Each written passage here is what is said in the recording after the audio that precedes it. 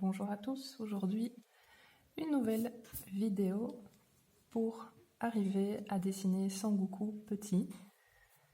Donc je vais faire comme sur la vidéo pour Batman, je vais prendre toutes les mesures et vous donner les indications au fur et à mesure de la vidéo. Pour ceux qui ne veulent pas avoir ma voix en fond, je mettrai les indications à chaque fois en bas de l'écran et je vous mettrai évidemment mon modèle dans la vidéo. Alors on commence par tracer une ligne de 13 cm et demi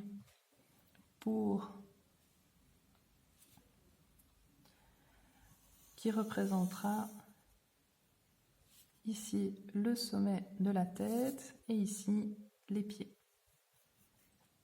Donc 13 cm et demi du sommet de la tête aux pieds.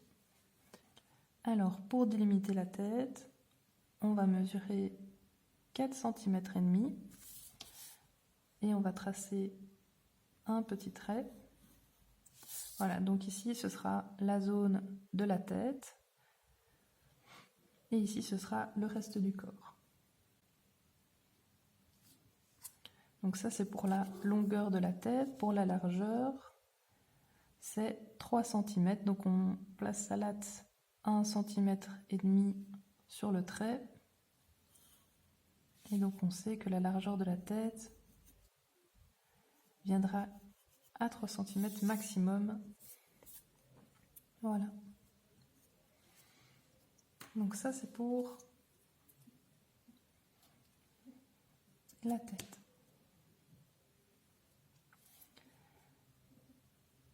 Je fais un deuxième trait à 3 cm, je vous expliquerai tout à l'heure pourquoi. Quand on commencera à faire les yeux, mais je mets déjà mon trait à 3 cm. Alors, pour le corps, le buste en dessous de la tête, donc ici il y aura le cou, juste ici en dessous du trait. Et le buste, je vais le diminuer, il s'arrête à la ceinture qui porte au milieu. Et le buste mesure, cou compris, 3 cm. Donc je viens mettre un trait ici.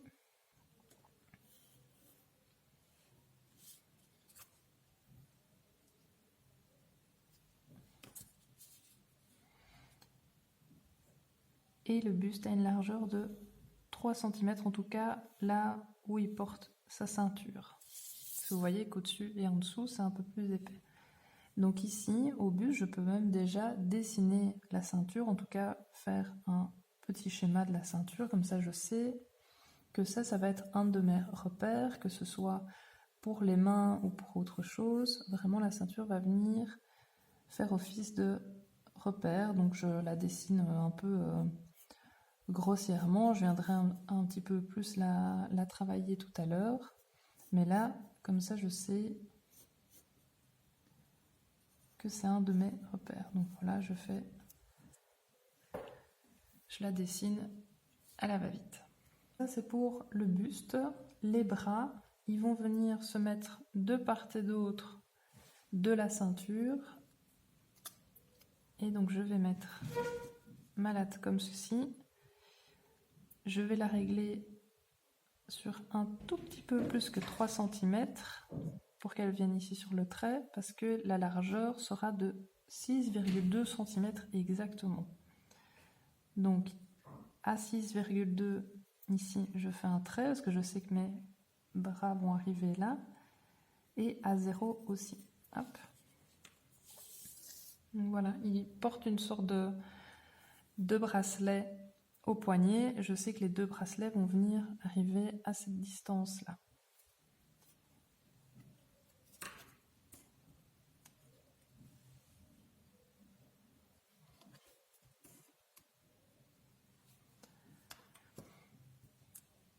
Voilà, ça c'est pour les bracelets. D'ailleurs, je peux même aussi un petit peu les dessiner.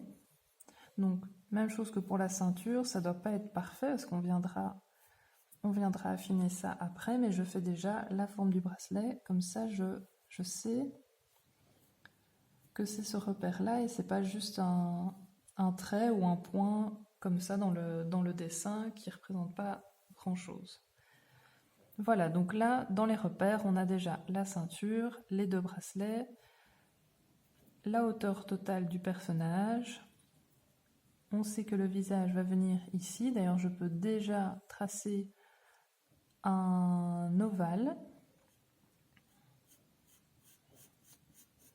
pour représenter la tête.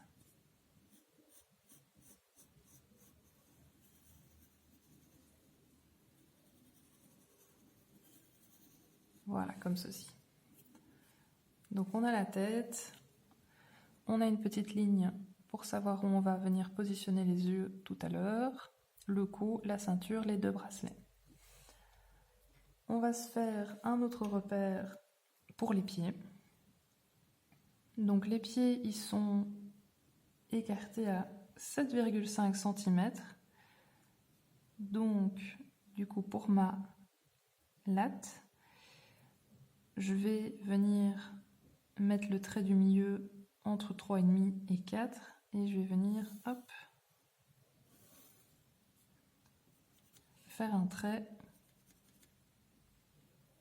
d'une largeur de 7,5 cm avec à chaque fois un petit trait ici et un petit trait ici. Donc je sais qu'à chaque fois, les pointes de pied arrivent ici et ici. D'ailleurs, je peux même déjà un petit peu dessiner l'arrondi de la chaussure. Attention que les chaussures ne sont pas totalement à plat sur la ligne, elles sont un petit peu inclinées, donc je ne dessine pas la chaussure directement sur le trait. Je viens faire le début ici et puis je décolle.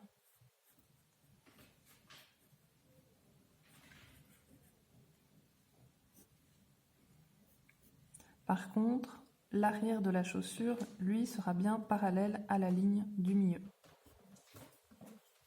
Pour la deuxième chaussure, ce sera la même chose. On vient tracer la chaussure pas collée à la ligne, un petit peu décollée, inclinée. Et par contre, le talon va venir parallèle à la ligne du milieu.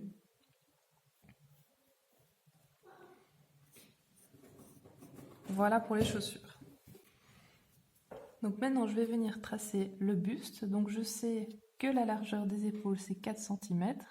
Donc juste en dessous du cou, hop, je vais venir mettre mes repères pour faire les épaules.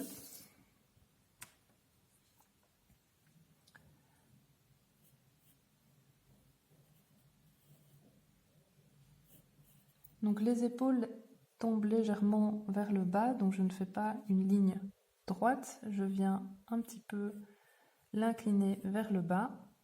Et alors là où j'ai fait mon trait à 4 cm, ça va être la délimitation pour les manches.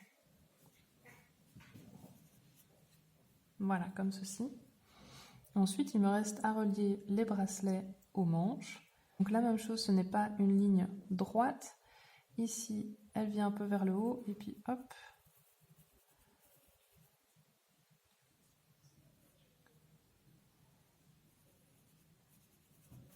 Donc on vient un petit peu casser la ligne. On ne fait pas une ligne droite, elle vient un petit peu s'incurver.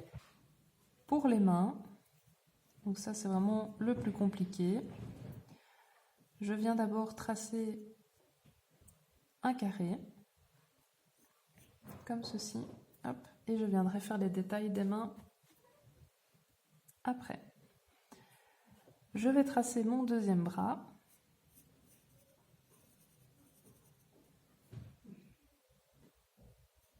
Là, je vois sur mon modèle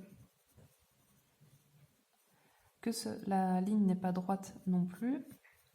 Il y a une petite bosse environ ici, qui à mon avis est le muscle du personnage. Et pareil que pour l'autre main, je vais tracer un rectangle qui représente la main que je viendrai détailler tout à l'heure. Je vais tracer le col. Donc là, on a un col en V.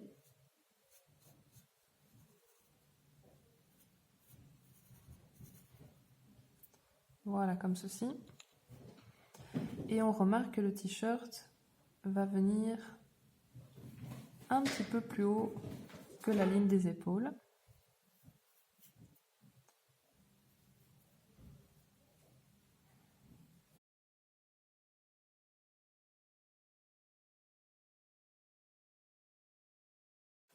Voilà, donc ici je fais les plis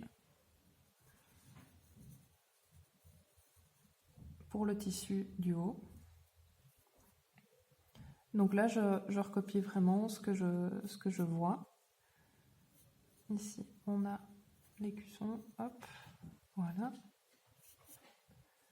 Donc pareil, ici, le tissu n'est pas collé à sa peau, il est un peu flottant.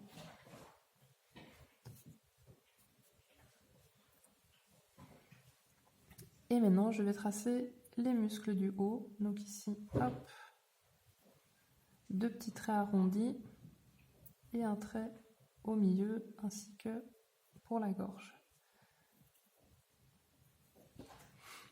Je vais faire la même chose pour le pantalon. Donc le pantalon est assez large. Donc on va venir ici mettre des sortes de petites pointes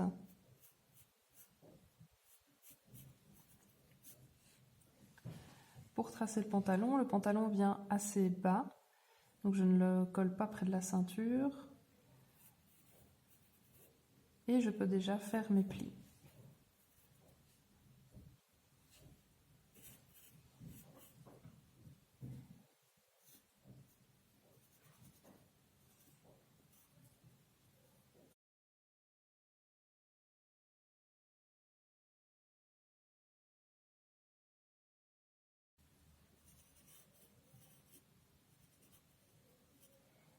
Voilà pour le pantalon que je viendrai aussi détailler par la suite. Là, je fais vraiment le croquis en général et je viendrai évidemment avec le feutre noir, donc plus avec le crayon tout à l'heure, vraiment rajouter les petits détails qui manquent pour mon dessin. Donc on avait tracé une petite barre ici à 3 cm, c'est là que vont venir se positionner nos yeux. Donc je peux déjà faire la barre du dessous pour les yeux. Donc je viens tracer 2 traits un petit peu arrondis. Et le trait extérieur des yeux qui est aussi arrondi. Hop. Ainsi que les sourcils.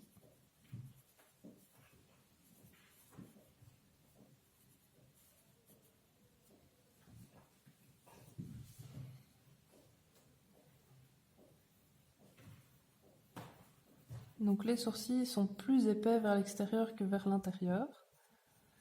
C'est une sorte de triangle allongé. Et je viens tracer les yeux qui sont ovales avec une partie cachée. Je peux déjà venir faire les oreilles. Donc qui démarrent du milieu des yeux et qui viennent finir un petit peu en dessous.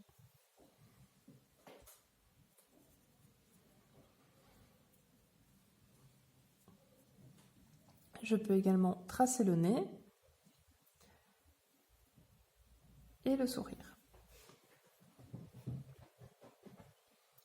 Et je vais venir faire la forme du visage. Donc la forme du visage, c'est 2 traits un peu qui viennent se rapprocher comme ça, avec une face assez ronde, étant donné que c'est un dessin de lui enfant. Donc contrairement aux adultes, il n'y a pas encore une mâchoire plus affinée. Donc on vient vraiment ici arrondir. Et on va venir rajouter les cheveux. Donc là, pareil, je me base sur mon modèle, je ne prends pas spécialement des mesures.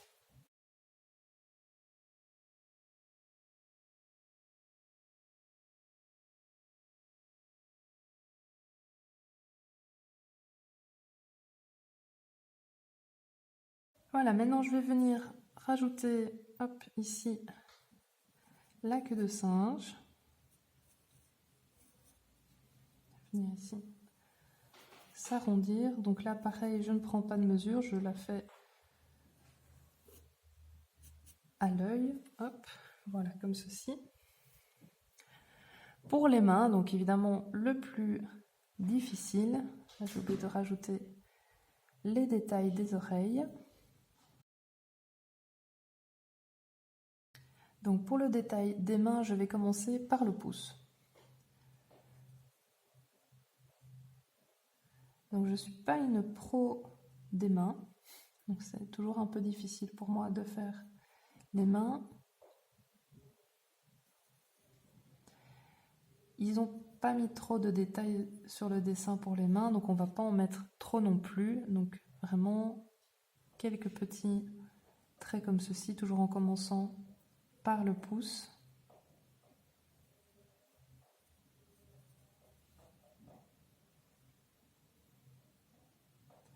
Donc j'essaye de respecter ce que je vois, même si ça ne donne pas aussi bien que sur le modèle.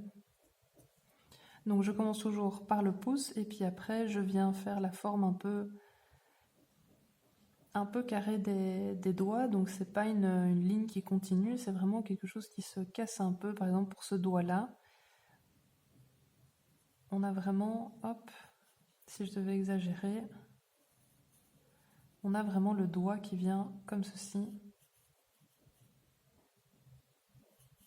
Voilà, ça c'est pour la partie crayon. Maintenant je vais repasser le tout au feutre noir et ensuite on va venir rajouter les petits détails, donc tous les petits plis de la tunique. On va venir rajouter les petits plis ici au niveau des chaussures. Donc là on se base vraiment sur ce qu'on voit sur le modèle et on fait exactement la même chose, mais ça c'était pour déjà la structure de base. Voilà le résultat après avoir repassé au bic noir. Donc j'ai utilisé un bic noir fin et j'ai utilisé un marqueur pour colorier les cheveux étant donné qu'ils sont complètement noirs. Maintenant je vais commencer à faire les détails du dessin avec un petit peu les ombres, les plis. On va venir un petit peu rajouter tout ce qui manque à ce dessin pour être le plus ressemblant possible à notre modèle. Donc là on observe notre modèle et on va aller de bas en haut en rajoutant chaque petit détail, en commençant par exemple par les cheveux. Hop, là il y a une petite mèche au sommet de la tête, il y en a une ici entre les deux plus grosses mèches. Hop. Et encore une troisième ici.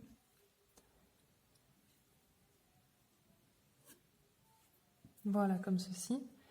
En dessous des yeux, il y a des petits traits, on a eu pour venir faire l'ombre des joues. Donc on va venir les rajouter. Ainsi qu'une petite ombre au menton. Au niveau du cou, on peut venir faire une petite ombre ici en dessous du cou en faisant des petites lignes très légères pour pas non plus que ce soit noir et trop chargé.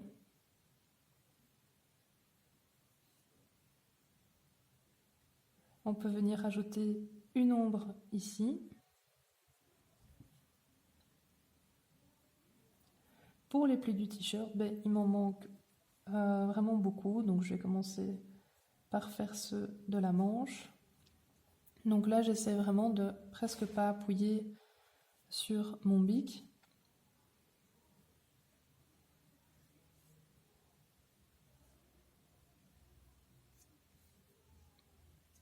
Et de vraiment venir effleurer le papier.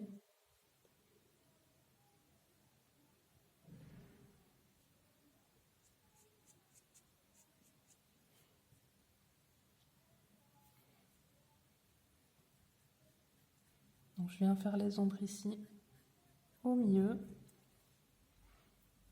J'essaie de pas trop en faire, parce que sinon après, ça casse un petit peu l'effet dessin qu'on avait envie d'avoir, qui est un dessin assez simple.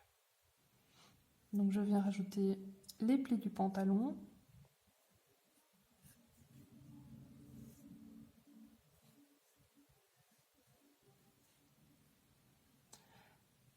Je vais sûrement faire moins de plis que sur le dessin initial parce que je trouve que du coup ça surcharge mon dessin. Et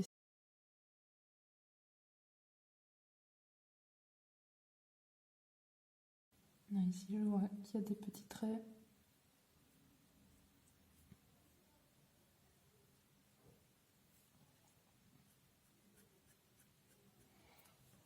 Voilà, comme ceci. Et pour les chaussures, il y a des traits sur le dessus. Donc ici, je les avais déjà faits, ainsi que sur les chaussures ici. Donc là, on avait fait les traits des chaussettes et là, des chaussures. Voilà, je m'arrête là pour les détails. Maintenant, libre à vous de rajouter les ombres, peut-être au crayon. Donc si par exemple, j'avais envie de rajouter l'ombre au bras, là, je laisse tomber mon bic et je reprends mon crayon. Je viens tracer l'ombre et je viens vraiment un tout petit peu